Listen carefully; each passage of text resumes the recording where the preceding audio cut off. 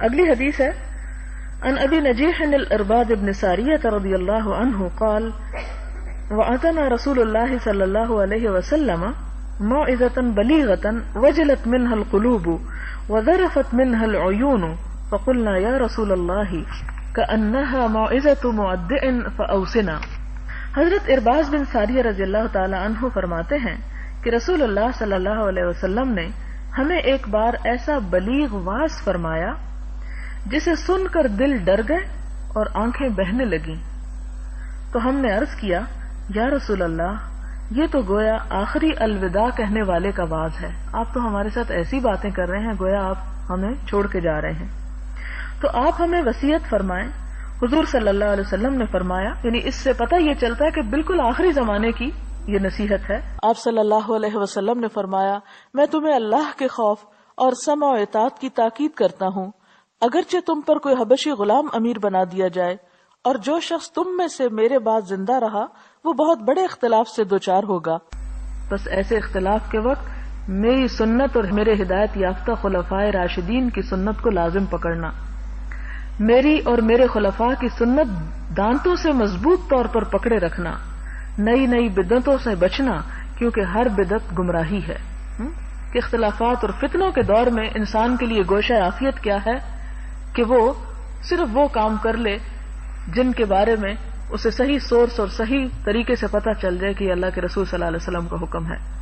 کیونکہ آج بھی جیسے ہم دیکھتے ہیں کہ جیسے ہر معاملے میں زندگی کی افراتفری ہے، ایسے ہی دین کے معاملات میں بھی افراتفری پیدا کر دی گئی ہے اور لوگوں کی یکسوئی اور اطمینان دین کے معاملے میں اٹھ گیا ہے. اس کی وجہ یہ ہے کہ جہالت عام ہو چکی ہے اور سنی سنائی باتوں پر چلا بھی زیادہ جاتا ہے اور وہ پھیلتی بھی جلدی ہیں، جبکہ حقیقی باتیں جن کے اوپر محنت کی جانی چاہیے اور محنت ہی کے بعد وہ سامنے آ سکتی ہیں ان کی طرف توجہ نہیں دی جاتی.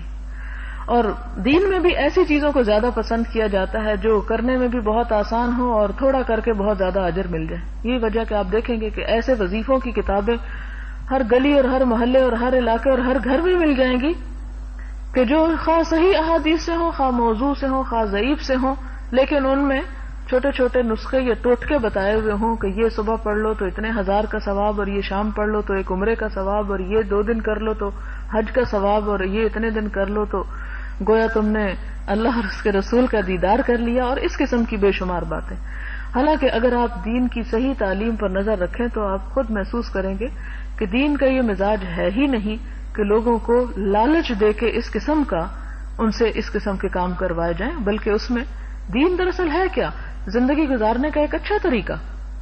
دین صرف وظیفوں کا نام نہیں یا ایسے کلام پڑھنے کا نام نہیں کہ جو جادو اثر رکھتے ہوں. یہ تو پھر جادو کے منتر والی بات ہو جاتی ہے کہ جس طرح اس جادو کے زور پر انسان اپنے آپ کو، اپنی نگاہوں کو اور دوسروں کی نگاہوں کو دھوکہ دے. تو دین کا معاملہ تو اللہ تعالیٰ کے ساتھ ہے، وہ انسان کسی کو تو دھوکہ دے نہیں سکتا. جو اللہ کو دھوکہ دینے کی کوشش کرتا ہے وہ دراصل خود دھوکے میں ہوتا ہے. لہذا یہاں پر یہ فرمایا کہ اس موقع پر جو صحیح سنت ہے اسے مضبوطی سے پکڑ لینا، اور چاہے وہ تھوڑی ہو وہی کافی ہے بنسبت بہت سی غلط باتوں کے. پھر فرمایا اگلی حدیث میں کہ حضرت ابو ہریرہ سے روایت ہے کہ رسول اللہ صلی اللہ علیہ وسلم نے فرمایا میری امت کے تمام لوگ جنت میں داخل ہوں گے سوائے اس کے جو انکار کرے. عرض کیا گیا کون ہے جو انکار کرے یا رسول اللہ صلی اللہ علیہ وسلم؟ آپ صلی اللہ علیہ وسلم نے فرمایا جو میرا کہا مانے جنت میں داخل ہوگا، اور جو میری نافرمانی کرے تو تحقیق اس نے انکار کیا. بخاری کی روایت ہے. یعنی آپ صلی اللہ علیہ وسلم کی اطاعت ہی انسان کو دراصل جنت میں پہنچانے کا سبب ہے، اور جو آپ کی بات نہیں مانتا گویا وہ آپ کا انکار ہی کرتا ہے. اس کو پھر ضرورت کیا ہے کہ رسول کو ماننے کی؟ رسول کو ماننے کا تو مطلب ہے، ایمان کا مطلب ہی یہ ہے کہ انسان پھر ان کے بتائے ہوئے رستے پر چلے بھی اور ان کی کہی ہوئی بات کو مانے بھی. پھر اسی طرح اگلی حدیث میں ہے حضرت سلمہ بن عمرو بن اکوع سے روایت ہے کہ ایک آدمی حضور صلی اللہ علیہ وسلم کے پاس بائیں ہاتھ سے کھانا کھانے لگا تو آپ نے ارشاد فرمایا اپنے دائیں ہاتھ سے کھاؤ. اس نے کہا میں طاقت نہیں رکھتا، میرا دائیں ہاتھ کام نہیں کرتا. آپ نے فرمایا تجھے طاقت حاصل نہ ہو. اسے آپ کا حکم ماننے سے تکبر نے روکا تھا، پھر وہ ہاتھ کو اپنے منہ تک اٹھا نہ سکا. یعنی آپ صلی اللہ علیہ وسلم کے پاس بیٹھ کے کھا رہا تھا. یہ بھی مسلم کی روایت ہے، صحیح روایت ہے، جھوٹا قصہ نہیں.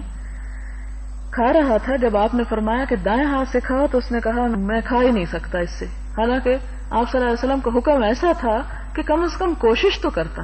اور آپ نے دیکھا ہوگا کہ بہت سے صحابہ کرام کے بارے میں ملتا ہے کہ جب ان سے کوئی کام ہوتا نہیں تھا تو آپ صلی اللہ علیہ وسلم کی دعا سے وہ ایسا کرنے لگتے تھے.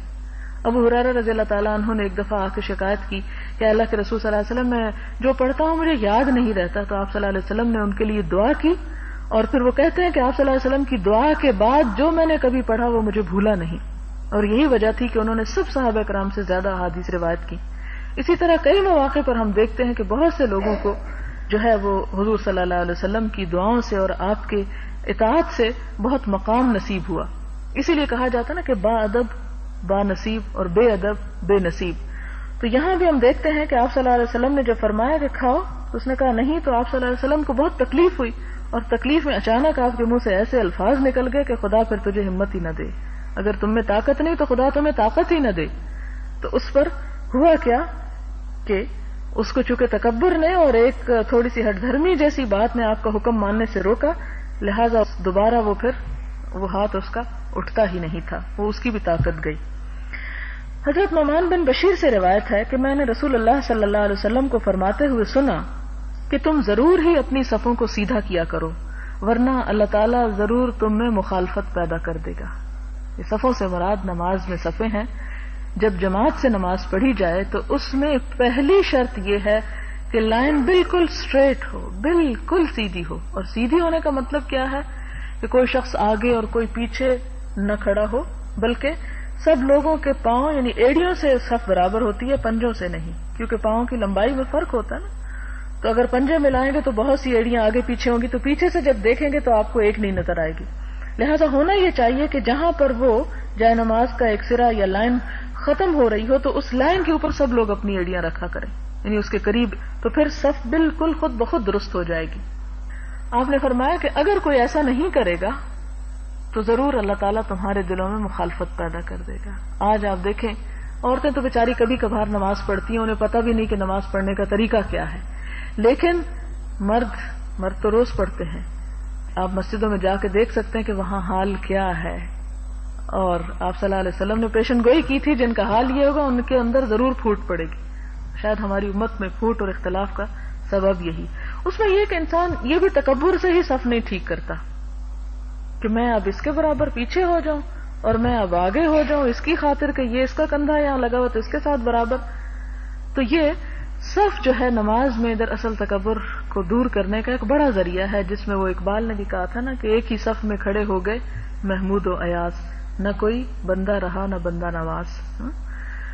اور اقبال نے ایک اور شعر بھی کہا تھا کہ جس کا مطلب یہ تھا کہ امت مسلمہ کا آج انتشار دراصل ان کی صفوں کے درست نہ ہونے کی وجہ سے ہے.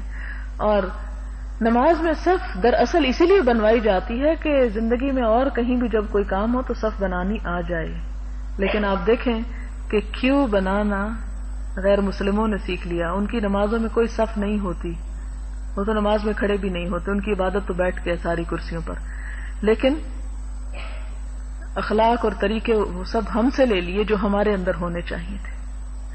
ہمیں کسی بھی موقع پر کچھ لینا ہو، کچھ دینا ہو، بجلی کا بل جمع کروانے جائیں، کسی مارکیٹ سے کچھ خریدنے جائیں، کہیں پر بھی اپنی باری کی نام کی تو کوئی چیز ہی نہیں. ہر شخص دوسرے سے آگے. ایون ٹریفک میں بھی آپ دیکھیں کہ کسی کے حق کا کسی کو خیال نہیں، صرف اپنی ذات کا فکر ہے کہ ہمیں پہلے مل جائے، باقی جو جہاں چاہے جائیں. تو یہ امت مسلمہ کی پہچان نہیں، نہ اس کا اخلاق ہے، نہ کردار ہے، اور نہ ہی اس کی یہ تہذیب ہے. ایک اور مسلم کی روایت میں ہے کہ رسول اللہ صلی اللہ علیہ وسلم ہماری صفوں کو ایسے سیدھا فرمایا کرتے تھے گویا ان کے ساتھ تیروں کو سیدھا فرما رہے ہیں. جیسے وہ جنگ کے وقت تیر سیدھے بالکل سٹریٹ لائن میں ایک کے بعد ایک رکھتے تھے، آگے پیچھے نہیں کہ جب انسان اگر سامنے بھی دیکھ رہا ہو تو فوراً اس کو اٹھا لے وہاں سے. فرمایا بالکل ایسے سیدھے رکھتے، حتیٰ کہ آپ نے محسوس کیا کہ ہم صفوں کی برابری کے مسئلے کو سمجھ گئے ہیں.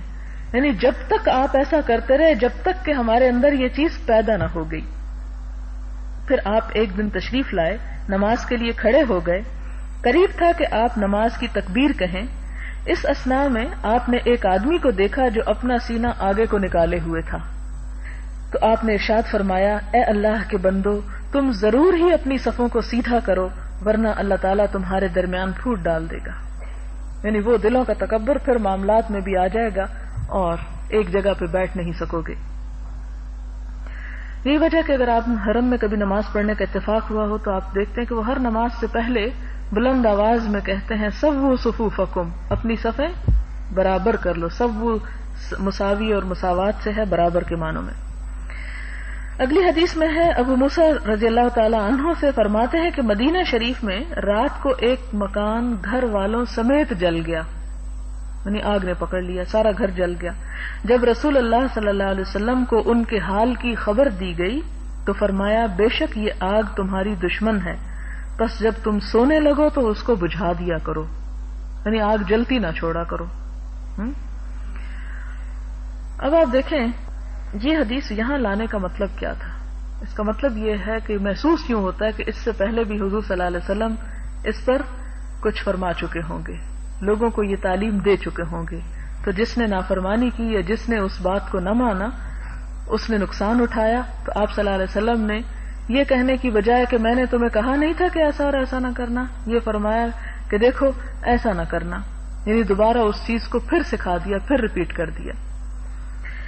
اگلی حدیث میں ابو موسیٰ اشعری سے روایت ہے، فرماتے ہیں کہ رسول اللہ صلی اللہ علیہ وسلم نے فرمایا بے شک اس ہدایت اور علم کی مثال جو اللہ تعالیٰ نے مجھے دے کر مبعوث فرمایا ہے اس بارش کی طرح ہے جو کسی زمین پر برسی تو اس کا ایک حصہ قابل تھا، اس نے پانی کو جذب کر لیا اور بہت سبزہ اور گھاس اگایا، اور ایک ٹکڑا غیر آباد بھی تھا جس نے پانی کو روک لیا، بس اللہ نے اس سے لوگوں کو نفع پہنچایا. لوگوں نے اس سے پانی پیا اور پلایا اور کھیتی سیراب کی، اور زمین کے ایک اس حصے کو بھی بارش پہنچی جو چٹیل میدان ہے، جس نے نہ پانی روکا نہ گھاس اگائی.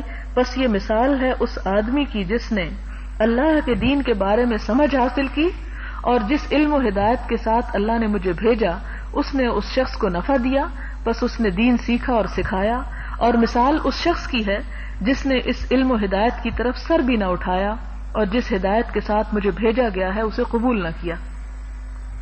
یہاں آپ صلی اللہ علیہ وسلم زمین کی مثال دے کر انسانوں کی مثال دیتے ہیں، اور وہ کس طرح کہ 3 طرح کی زمین کا ذکر کیا گیا. ایک زمین جو نرم زمین ہے، اس سے مراد وہ لوگ ہیں جن کے دل نرم ہیں.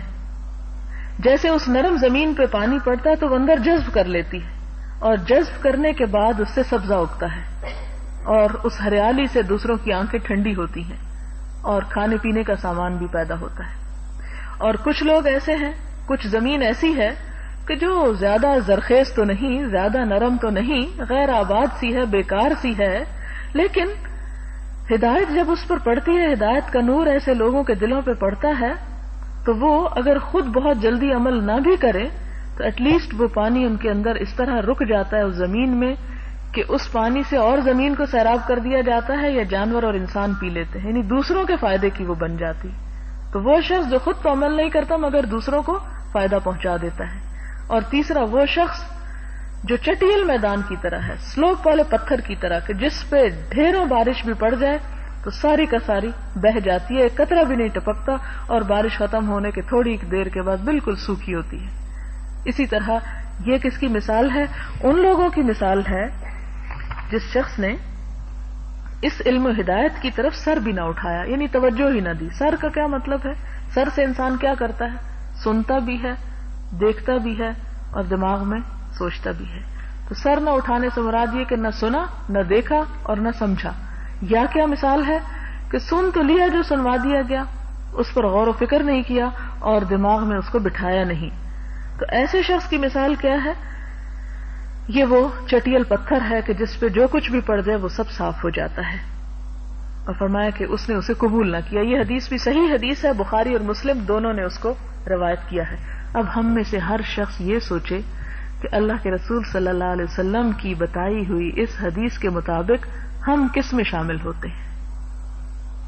ہمارا شمار زرخیز زمین میں ہے یا بے آباد زمین میں جو پانی روک لے کم از کم، یا اس میں جو چٹیل پتھر کی طرح ہے کہ سنتے جائیں اور بہاتے چلے جائیں.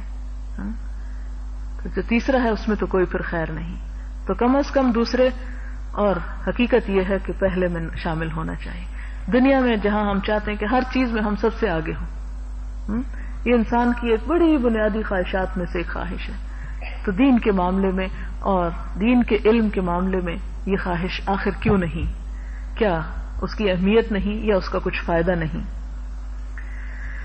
اسی طرح اگلی حدیث حضرت جابر سے ہے کہ رسول اللہ صلی اللہ علیہ وسلم نے فرمایا، میری اور تمہاری مثال اس شخص کی ہے جس نے آگ روشن کی، پھر پتنگے اور پروانے اس میں گرنے لگے اور وہ انہیں آگ سے دور ہٹا رہا ہو. تو میں بھی تمہیں کمر تمہاری پکڑ کر جہنم کی آگ سے دور ہٹا رہا ہوں اور تم میرے ہاتھ سے چھوٹے جا رہے ہو. یعنی میں چاہتا ہوں کہ تم اس رستے سے بچ جاؤ، لیکن تم ہو کہ ادھر ہی کو بھاگتے ہو. یہ کتنا محبت کا تعلق آپ صلی اللہ علیہ وسلم نے ظاہر کیا. بالکل یوں محسوس ہوتا ہے جیسے ایک بہت محبت کرنے والی ماں اپنے بچے کے پیچھے پیچھے ہے کہ کہیں وہ ایسی جگہ ہاتھ نہ ڈال دے کہ اسے نقصان ہو، کوئی گندی چیز نہ کھا لے، کوئی کسی مصیبت یا آفت میں مبتلا نہ ہو جائے. تو بالکل اسی طرح اللہ کے رسول صلی اللہ علیہ وسلم فرمایا کہ میں تمہارے بارے میں اس طرح فکر مانوں کہ کمر سے پکڑنے کا مراد ہی کہ خوب گرفت سے انسان پکڑتا ہے. اگر کسی کا ہاتھ ہو تو ہاتھ بھی چھوٹ جاتا ہے بعض اوقات، لیکن جو کسی کو کمر سے پکڑ لے تو انسان ہلنے جلنے کے قابل نہیں رہتا. وہاں سے کون چھوٹتا ہے؟ جو بہت ہی زور لگا کے بدک کے نکلے. ورنہ تم ہو کہ چھوٹے چلے جا رہے اور میں ہوں کہ تمہیں پکڑ کے ہٹا رہا ہوں. لیکن یہ پکڑ کے ہٹانے کا فائدہ اسی کو ہے جو کلام رسول صلی اللہ علیہ وسلم سے واقف ہو کہ کس طرح آپ ہٹا رہے ہیں. پھر اسی طرح اگلی حدیث ہے کہ حضور صلی اللہ علیہ وسلم نے انگلیوں اور برتن کو صاف کرنے اور چاٹنے کا حکم فرمایا اور ارشاد فرمایا، بے شک تم نہیں جانتے کہ اس کی کس چیز میں برکت ہے. یعنی جب کھانا کھاتے ہوئے اگر انگلی کو کچھ لگ جائے یا برتن میں چھوٹ جائے تو اس کو صاف کرنا جو ہے وہ ضروری ہے. اور ہو سکتا ہے کہ جو کھانا تم نے چھوڑ دیا ہو اسی کھانے میں برکت ہو اور وہ تمہاری صحت اور تمہارے فائدے کا ہو، لیکن ہمارے ہاں تو پھر فیشن نہیں پورا ہوتا یا ایٹیکیٹس کے خلاف ہے، مینرز کے خلاف ہے کہ سارا ہی پی گیا فلاں، اس کو برے معنی میں لیا جاتا ہے. حالانکہ ہو سکتا ہے جو چھوڑ گیا وہی اصل فائدے کی چیز ہو. اور مسلم ہی کی ایک دوسری روایت میں ہے کہ جب تم میں سے کسی کا لقمہ گر جائے تو اسے اٹھا لے اور اس پر جو مٹی وغیرہ لگی ہے اسے دور کر دے اور کھا لے. یعنی تکبر دور کرے، اس کو ضائع نہ کرے بلکہ اس کو صاف کر لے. ظاہر ہے کہ یہ ایسا ہی لقمہ ہوگا جس سے مٹی جھڑ دے رہا، وہ جو بالکل ہی لتھڑ کے مٹی ہو جائے وہ تو نہیں اس میں شامل ہوتا. اور شیطان کے لیے نہ چھوڑے اور اپنی انگلیوں کو چاٹنے تک ہاتھ کو رومال سے نہ پونچھے. یہ نہیں کہ گھی سے یا وہ کھانے سے بھرے لتھڑے ہوئے ہاتھ جو ہیں وہ فوراً ہی کپڑے سے صاف کر دے. فرمایا نہیں، پہلے اس کو تھوڑا سا لکھ کر لو اور اس کے بعد صاف کرو، کیونکہ یہ نہیں جانتا کہ کھانے کے کون سے حصے میں برکت ہے. اور مسلم ہی کی ایک روایت میں ہے کہ بے شک شیطان تمہاری ہر چیز میں حاضر رہتا ہے، ہر چیز میں حصہ نکالتا ہے، یہاں تک کہ کھانے کے وقت بھی. بس جب تم میں سے کسی کے ہاتھ سے لقمہ گر جائے تو اس پر لگی ہوئی مٹی کو دور کرے، پھر اسے کھا لے اور شیطان کے لیے نہ چھوڑے. حضرت عبداللہ بن عباس سے روایت ہے کہ رسول اللہ صلی اللہ علیہ وسلم ہم میں واز فرمانے کھڑے ہوئے تو ارشاد فرمایا، اے لوگو، تم اللہ کی طرف روز قیامت ننگے پاؤں، برہنہ بدن اور غیر مختون اٹھائے جاؤ گے، یعنی بغیر ختنے کے. اللہ تعالیٰ فرماتے ہیں جیسے ہم نے ان کو پہلے پیدا کیا تھا ویسے ہی ہم ان کو پھر لوٹائیں گے. یعنی جیسے بچہ ماں کے پیٹ سے آتا ہے بالکل پورا ایسے ہی. یہ ہم پر وعدہ ہے، بے شک ہم اس کو پورا کرنے والے ہیں. حضور صلی اللہ علیہ وسلم نے فرمایا، خوب سن لو، ساری مخلوق میں سب سے پہلے قیامت کے روز ابراہیم علیہ السلام کو لباس پہنایا جائے گا. سن لو، پھر میری امت کے کچھ لوگ لائے جائیں گے، ان کو بائیں طرف گرفتار کر لیا جائے گا. ہوگی میری امت لیکن پکڑ لیے جائیں گے فوراً. تو میں کہوں گا، اے میرے رب، یہ تو میرے ساتھی ہیں، یعنی میری امت ہیں. تو کہا جائے گا، آپ کو پتہ نہیں کہ آپ کے بعد انہوں نے کیا نئے شگوفے کھلائے، بدعتیں جاری کی. تو پھر میں ایسے ہی کہوں گا جیسے ایک نیک بندے عیسیٰ علیہ السلام نے کہا تھا، وَكُنْتُ عَلَيْهِمْ شَهِيدًا مَا دُمْتُ فِيهِمْ، کہ میں جب تک ان میں موجود تھا تو میں نے دیکھا کہ وہ کیا کر رہے ہیں، لیکن جب مجھے تو نے فوت کر لیا تو خود ان پر گواہ تھا، اور تو ہی زیادہ بہتر جانتا ہے کہ میری امت کیا کرتی رہی، اچھے کام یا نئے دین کے نام سے نئے فتنے اٹھائے. تو مجھے کہا جائے گا، بلا شبہ یہ لوگ اپنی ایڑیوں پر اسلام سے پھر گئے تھے جب آپ ان سے جدا ہوئے تھے. اگلی حدیث ہے حضرت عبداللہ بن مغفل سے کہ رسول اللہ صلی اللہ علیہ وسلم نے کنکریاں شہادت کی انگلی اور انگوٹھے پر رکھ کر مارنے سے منع فرمایا. جیسے بنٹے نہیں کھیلتے اس طرح زمین پہ کھیلنا تو اور بات ہے، لیکن اس طرح ہاتھ پہ رکھ کے یوں کرنے سے منع فرمایا. یعنی شہادت کی انگلی سے پتھر کو ایسے کرنے سے منع کیا اور فرمایا یہ نہ تو شکار کو مارتی، یعنی ایسے کرنے سے شکار کو تو نہیں لگے گی، اور نہ دشمن کو ملیا میٹ کرتی، یعنی کوئی اس کا مقصد ہی نہیں ایسا کرنے کا، بلکہ یہ تو آنکھ پھوڑتی اور دانت توڑتی ہے، یعنی ایسا کرو گے تو تمہیں نقصان پہنچے گا۔ یعنی کس طرح جیسے ایک شفیق باپ اپنے چھوٹے بچے کو سمجھا رہا ہوتا ہے کہ ایسا کھیل نہ کھیلنا کہ جس سے تمہارے جسم کو کوئی نقصان پہنچے۔ اس سے یہ بھی پتہ چلتا ہے کہ اسلام میں انسانی جسم کا احترام اور اپنے اعضاء کو سلامت رکھنا اور ان کی صحت اور تندرستی کا خیال رکھنا یہ بھی نیکی کے کاموں میں سے ہے۔ پھر اسی طرح ایک اور روایت میں ہے کہ عبداللہ بن مغفل کے کسی قریبی آدمی نے ایسے کنکریاں پھینکی، کوئی ایسے کر رہا تھا تو اسے حضرت ابن مغفل نے منع فرمایا اور فرمایا کہ رسول اللہ صلی اللہ علیہ وسلم نے اس سے منع فرمایا اور فرمایا کہ ایسا کرنا شکار کو قابو نہیں کرتا۔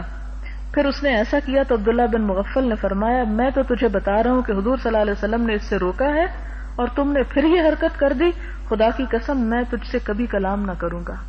یعنی کتنی محبت تھی ان کے دل میں حضور صلی اللہ علیہ وسلم کی کہ اس کے مقابلے میں اپنے کسی رشتہ دار یا اپنے کسی قریب کو وہ اہمیت نہیں دیتے تھے کہ آپ نے منع فرمایا اور تم آپ کی بات سننے کے بعد ویسے ہی کرتے جا رہے ہو تو پھر میرا تمہارا کوئی تعلق نہیں۔ حضرت عابس بن ربیعہ فرماتے ہیں کہ میں نے حضرت عمر بن خطاب کو دیکھا کہ وہ حجر اسود کو چوم رہے تھے اور فرما رہے تھے میں جانتا ہوں کہ تو پتھر ہے، نہ تو نفع دے سکتا ہے اور نہ نقصان، اگر میں نے حضور صلی اللہ علیہ وسلم کو تجھے بوسہ دیتے ہوئے نہ دیکھا ہوتا تو میں تجھے کبھی بوسہ نہ دیتا۔ مراد یہ کہ میں یہ کام اتباع سنت رسول کے اس میں کر رہا ہوں۔ یہ بخاری اور مسلم کی روایت ہے۔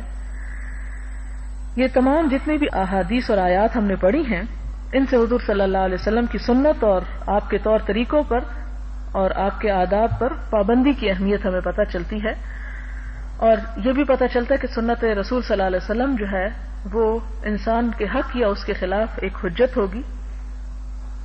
اور صحابہ کرام کا طرز عمل بھی ہم نے دیکھا کہ کس طرح وہ ایک دوسرے کو اہمیت دینے کی بجائے حضور صلی اللہ علیہ وسلم کی بات اور آپ کے فعل کو سب سے زیادہ عزیز سمجھتے تھے۔ اور حقیقت یہ ہے کہ ہمارا ایمان بھی اسی سے متعلق ہے کہ آپ صلی اللہ علیہ وسلم نے فرمایا خدا کی قسم تم میں سے کوئی شخص مومن نہیں ہو سکتا جب تک کہ میں اسے، اس کے والدین، اس کی اولاد اور سب انسانوں سے زیادہ پیارا نہ ہو جاؤں۔ اور یہ محبت اور یہ پیار اسی صورت میں سچا ہو سکتا ہے جب ہمیں آپ کی باتوں سے بھی پیار ہو اور آپ کے طریقوں سے بھی پیار ہو۔ وآخر دعوانا ان الحمد للہ رب العالمین۔ سبحان اللہ وبحمدہ عدد خلقہ ورضا نفسہ وزنۃ عرشہ ومداد کلماتہ، سبحان اللہ العظیم۔ اللہم صل علی محمد وعلی آل محمد کما صلیت علی ابراہیم وعلی آل ابراہیم انک حمید مجید۔ اللہم بارک علی محمد وعلی آل محمد کما بارکت علی ابراہیم وعلی آل ابراہیم انک حمید مجید۔ ربنا آتنا فی الدنیا حسنۃ وفی الآخرۃ حسنۃ وقنا عذاب النار۔ یا رب العالمین، جو کچھ ہم نے پڑھا اور سیکھا ہے اگر اس میں کوئی بات غلط ہو گئی ہو تو ہمارے علم کی اصلاح کر دے، ہمیں صحیح علم عطا فرما، بہترین عمل کرنے والا بنا، ہمیں اپنے اور اپنے رسول صلی اللہ علیہ وسلم کے قریب کر دے۔ یا رب العالمین، تو ہمارے سینوں کو کھول دے اور ہمیں زرخیز زمین کی طرح بنا دے۔ یا رب العالمین، ہمیں اپنا پسندیدہ انسان بنا لے۔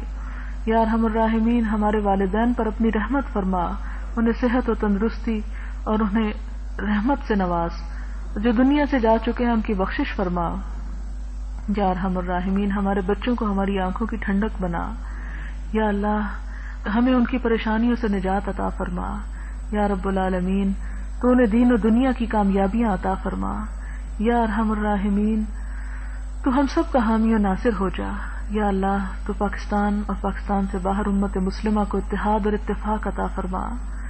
یا رب العالمین، تو دنیا و آخرت میں امت مسلمہ کو عزت عطا فرما۔